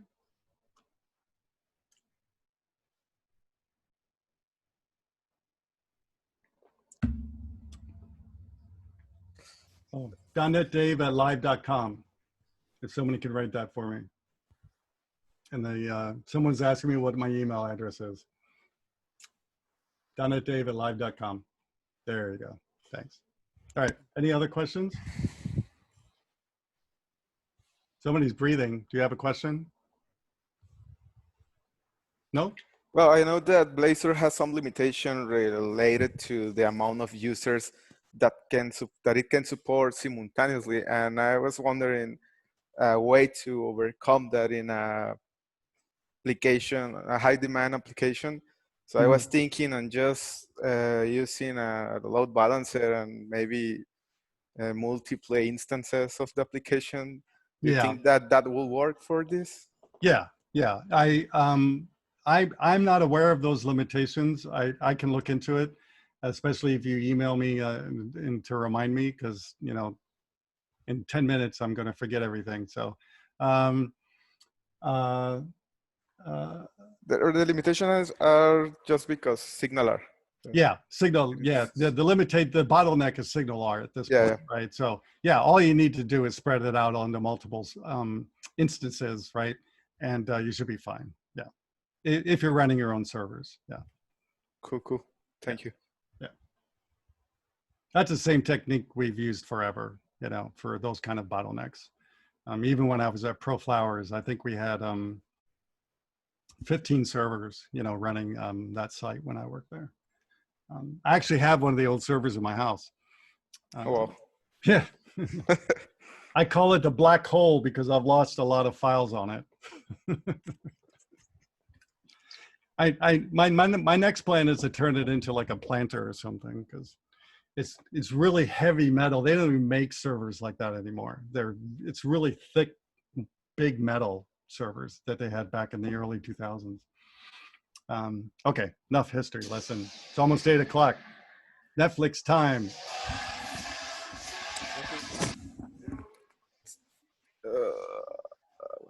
No concerts this year. I'm going through concert withdrawal. Ugh. I'm going through speaking withdrawal and concert withdrawal right now. So sucks. Okay, so I'm not done. I'm still working on this project. This project's been on the back burner for a while, mostly because I've been spending my time writing either online or in books and stuff. And so I'm pretty much, I'm very behind in getting this project done, and I want to get it done. So there's some more things I need to do. I already mentioned I need to add the image URL to the website. I'm going to look into putting maybe some of the connection strings and stuff into Key Vault. I'm not really sure if I need that, but I'm going to ask Azure MVP if one's better, if I should keep things in the Key Vault. I still need to add the piece that shows the ads in the client app itself. I'm still working on that part. I have a reusable assembly I'm going to be probably publishing on my NuGet page for that. And I need to do all the reports. You know, reports are going to come later because I don't have anything to report on anyway. So I'll do those later. So if anybody wants to help me with any of those, please let me know. I'm more than happy to have you help me. You know, in the past year or so, I've thought of, especially when I ran out of money in Azure 4 months before at the end of my year, you know, I was looking into the cost, and you know, I was looking at the cost of my SQL Server in Azure and my cost of Cosmos DB, and I'm going, man, SQL Server is so much cheaper. But again, you know, I've kind of talked about the differences and limitations of either one, and I might not do that, especially with some of the stuff I'm seeing coming out of Cosmos DB right now, and the team is really impressive, and so I kind of want to leave SQL Server behind. I'm very interested in gRPC, which is newer to .NET, so I might change my calls in my API to gRPC instead of Web API. So that's something else I might look into, or I'm thinking of. So here's my final architecture diagram. You can see there. There's all the layers. Those are all the pieces that I used and how everything hooked up, including Application Insights. And that's it. That's my final design. You can see on the left there, there's my client app using the Web API. And that's it. So you can see here, you know, N-tier works in the cloud. Woohoo! I don't have to learn anything new. No, I'm kidding. But it's just layering, whatever you want to call it. It's just layering your app. I just call it N-tier because I'm old school. I've been around this world a long time. So have I used Azure Tables? No, I haven't. Yeah. So that's pretty much it. Here are some resources. I have 2 slides of resources. Here's the first one, do your screen grabs. I really want to recommend that you hook up with Carl Franklin's Blazor train. Carl's constantly putting out new videos about all the cool stuff you can do and the new stuff you can do in Blazor. So I definitely recommend signing up to his site so you can be notified of all the new stuff he's doing. And I've known Carl since the 90s. He's a really good friend of mine, and we've played guitar together, and I've known his first wife, his second wife. So we go way back. So he's a great guy. So make sure you do that. Here's some more resources. Getting started with Blazor, introduction to Cosmos DB if you're new to Cosmos DB, of course. There's the link to the Azure cost calculator. Please go there before you do anything in Azure, so you can figure out first how much it's going to cost. And so you don't get socked with a $700 bill for a database in 3 months. So, and there's the serverless functions course that I watched, I think, when I was learning how to do Azure functions on Pluralsight. So if you don't have Pluralsight subscription, please get one. Everybody who gets one of my books, I'll include a subscription for you. How about that? I've got stuff I can't give away because I'm not going anywhere. One more thing to talk about real quick is I have a new project I'm working on right now I'd like to tell everybody about. because I need your help. And the new project is I really want to give a lot more support to the Voice of Slum NGO in India that I visited last year. Those are some pictures that I took. Because, you know, with my help, they've been able to restart their vocational training, which is the picture you see on the right there, for women, so they can learn skills so they can provide for their family. So because, you know, tech books don't sell very well, I decided for some reason to do another cookbook. I mean, to do another book, but this is going to be a cookbook. So it's called the Hello World Cookbook. There's the URL. And, you know, my goal with this cookbook is to fill it full of recipes from technical people to show that we do know how to cook instead of eating pizza and Cokes all day. And including me, I was a cook at a restaurant when I was 18 years old. So I've already gathered some recipes from all over the world from people, but I need lots more. So I hope you will help me in this endeavor to help support the Voice in Slum in India. What was I going to say? And it can be any type of recipe. Go to the website, and everything on how to submit a recipe is there. And as soon as I get enough recipes, I'm going to release it into the world, and hopefully we can generate some money for the Voice of Slum. So, and that's it. So thanks very much, and thanks for attending. And there's my handles and links and all that kind of stuff. And once the clapping stops, I can answer some questions. So we got a few questions here. One question is, have you used Dapper? And do you have an opinion on it?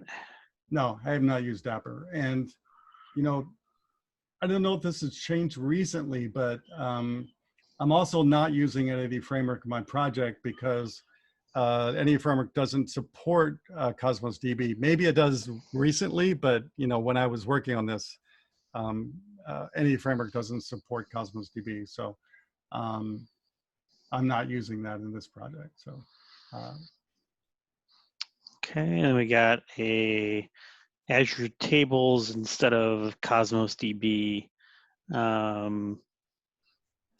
Yeah, I mean, you could use Azure Tables, but, you know, I think Cosmos DB would work a lot better because of it, of the way, not only the way it works, but, you know, I don't know if the Azure Tables have, you know, geo redundancy and you can specify uptime and all that kind of stuff. I don't think, I'm not sure you could do that in tables, but you can in Cosmos DB. So I don't know if I would use tables. That's just my personal opinion.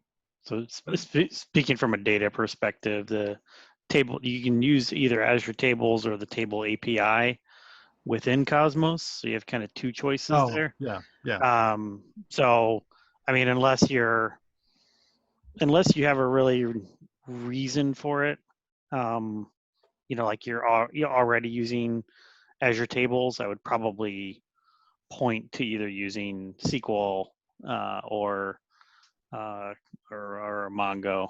Yeah. I'm not sure if I'd start anything with Azure Tables at Table API at this point, but yeah, I wouldn't. And you know, and that's one thing I really didn't talk about too much when I was talking about Cosmos DB, and I'm sure Andrew knows about this. But those of you who, you know, one of those of you who haven't used like a document-based database before, you know, one of the great benefits over SQL Server, which I think is awesome because I don't have to bug a DBA, because like I said at the very beginning of this presentation, is usually I don't even have a DBA, including on the team I'm on now. So, you know, the great thing with Cosmos DB is that, you know, the data is just JSON blobs. That's all it is. There's no rows, there's no columns, you know, they're just JSON blobs. So therefore, those blobs can be different. and be processed differently, but still live in the same collection, right? You can put anything you want in a collection. It doesn't have to be the same type, right? And that's what we're used to, at least in programming world, we're used to putting, one table equals one type, basically, right? And to modify that would break things, right? But that doesn't happen in Cosmos DB. So as far as creating like a data store where you're not sure what, the data will look like, Cosmos DB is awesome because it will take anything, right? So I don't know if I explained that well enough, Andrew. No, that's good. I agree with you from a dev perspective. As a analytics guy, I will say that it makes my life very hard. But hey, Yeah. there's pros and cons to it. But yes, there is. And you can actually, it's Andre. You can actually do the both sides. You could do the read in Cosmos and write to SQL, or you could mismatch that. But in your particular case, what I'm saying, because you're talking about costs, I think the tables, and you don't have a big database. It's just, and you're not changing the schema. In this case, the tables are really, for this particular project, is more appropriate from the cost perspective. And you will get, yes, you will have a redundancy there and you have a availability, but it will cost money from the storage point of view. But I'm just looking for this particular project. That's why I'm saying it's not, yes, Cosmos DB is really, really great. And because you have all these different APIs, it helps you, and you don't need to go and change the schema, because as a database programmer starting from Fox Pro, I know what to change, what the model is. Right. And how you, if you have a model, it will stay forever. At least after 5-6 years, you could change it. Right. And it will be really painful when you have hundreds of enterprise customers. This is why it's Cosmos, but you pay for that. You have to pay for that. Yeah, that's the trade-off, and the other thing, I didn't mention earlier either is, when I was talking about, you need to learn how document databases work, because they're completely different than relational databases. And one of the things that, I've been talking with the PM on the Cosmos DB team with is, he's telling me what I'm doing wrong. And so, for example, when I was showing you my 2 collections, or containers, they call them now, that's wrong, right? I really, for this project, I only need 1. I don't need 2, but, my old relational database background says I need 2, right? Exactly, yeah, but, exactly. In Cosmos DB, you don't. And so and the other thing with document-based databases, you have to forget about separating data. In relational databases, right, you have the different normal forms, and each table and each property is for the particular business reason. Right. And here you can mismatch, Right, and you never duplicate data, but in document databases, you do duplicate data. So, exactly. So this is part of the retraining you have to do to your brain. It's right. It's not a normalization rule. So this is why it's different paradigm. Yeah, and with that, there's I'm trying to way to explain this correctly. There's features of Cosmos DB that allow you to do pseudo triggers, functions, things like that very easily to kind of overcome the difference between relational and non-relational data, right? And speed is the most important. Right. So, the current capabilities and the future capabilities of Cosmos DB are dramatically greater than SQL Server will ever be in the future. Yeah, of course. Yeah. And I would think that, Microsoft is probably going to slow down even work on SQL Server, because, back when Cosmos DB very first came out, and it was still kind of crappy, Microsoft was pushing it hard And once I found out how much it costs, I go, oh, I understand now. Exactly. Yeah, they kind of want you to do it wrong so they can charge you more, right? Yeah. But no, not really. Even, you know, even the PM on the team and other people that work on the Cosmos DB team are constantly writing articles to teach us how to do it correctly because we don't know Yeah. how yet. You know, But so. they still have a free tier now Now for the they do. Cosmos DB. Yeah. Yeah. Thank you. Thanks. So any other questions? You're welcome to everybody who said thanks. I hope to see you live soon. And if there's no more questions, I'm done, Andrew. Yeah, just wanted to say big thank you to Dave for presenting. I know it is kind of tough to present virtually, but appreciate him taking his presentation virtual. Thanks to everybody who hung out with us tonight, and hopefully you learned quite a bit. And look forward to seeing you at our next meeting in August. Yeah, I might even attend that one. That looks pretty interesting. Yeah. Yeah. All right. Thanks, everybody, and we will see you next month. See ya. I'm gonna Thanks, go watch everybody. Netflix now. Thank you all.